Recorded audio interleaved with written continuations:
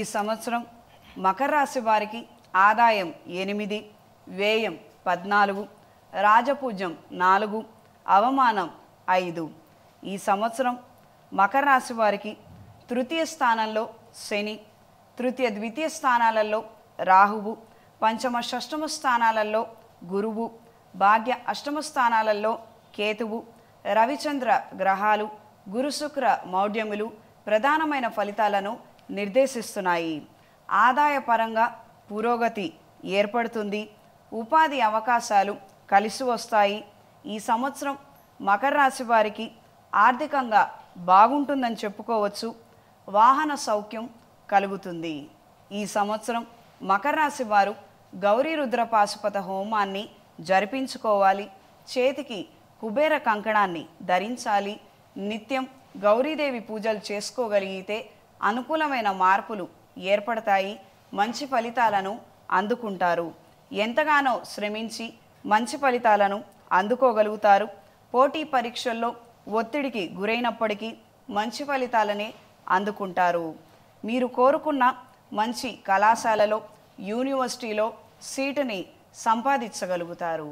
Government ఉద్యోగం కోసం రాసే పరీక్షల్లో మంచి ఫలితాలను అందుకుంటారు. గ్రూప్ సర్వీసులు, రైల్వే ఉద్యోగాలు, ఐఏఎఫ్, నేవీకి సంబంధించిన పోటీ పరీక్షల్లో పాల్గొంటారు. మంచి ఫలితాలను అందుకుంటారు. జీవితంలో ఎన్నో సాధించాలి అన్న ధైర్యాన్ని, సంకల్పాన్ని కలిగి ఉంటారు. గతాన్ని గుర్తు చేసుకోకుండా భవిష్యత్తుని నిర్ణయించలేము.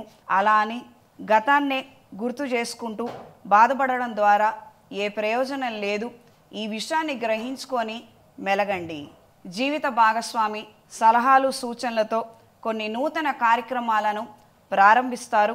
క్రితం తీసుకున్న రుణాన్ని చెల్లించడానికి ఎంతగానో శ్రమించి మొత్తం మీద కొలిక్కి తీసుకురాగలుగుతారు. క్రీడాకారులకు కాలం అనుకూలంగా ఉంటుంది. పోటీలలో విజయాన్ని సాధిస్తారు. స్పోర్ట్స్ ఇంజ్యూరీస్ జరిగే అవకాశం ఉంది. అప్రమత్తంగా ఉండండి. గృహ నిర్మాణ ఆలోచనలు అంతంత మాత్రంగానే ఉంటాయి.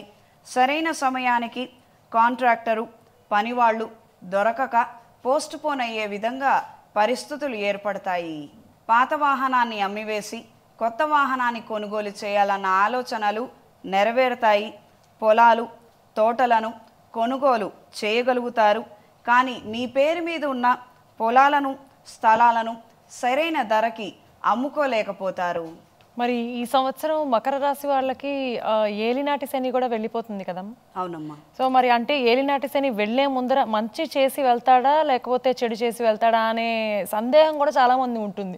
మొదట్లో ఏం చేస్తారు, వచ్చిన మిడ్లో, అలాగే వెళ్లే ముందర ఎలాంటి ఫలితాలను అందిస్తారు అనే విషయాన్ని కూడా తెలియజేస్తారా? మకర రాశి అధిపతి అయిన శని మకర రాశికి కానీ కుంభరాశికి కానీ ఇంచుమించుగా మంచి ఫలితాలనే ఇస్తారమ్మా. కాకపోతే ఒత్తిడి కలిగినటువంటి వాతావరణం ఉంటుంది. అంత మాత్రమే.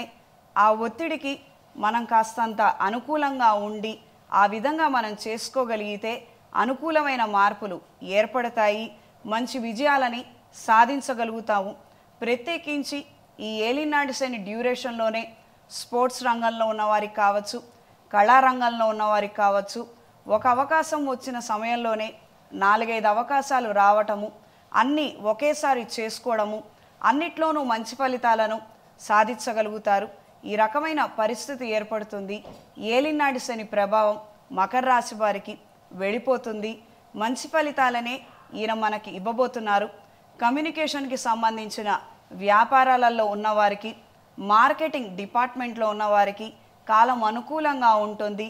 వ్యాపార నిమిత్తం క్రితం ఏదైతే సమస్యలు ఉన్నాయో, సతమతమయ్యారో అవి క్రమేణా తొలగిపోతాయి. మంచి మార్పులు ఏర్పడతాయి. విన్నారు కదా మకర రాశి వారికి ఈ సంవత్సరం ఎలా ఉంది, వాళ్ళు ఎలాంటి జాగ్రత్తలు తీసుకోవాలి అనేది. మీరు కూడా అలాంటి జాగ్రత్తలు తీసుకోండి. ఆనందంగా, ఆరోగ్యంగా ఉండండి.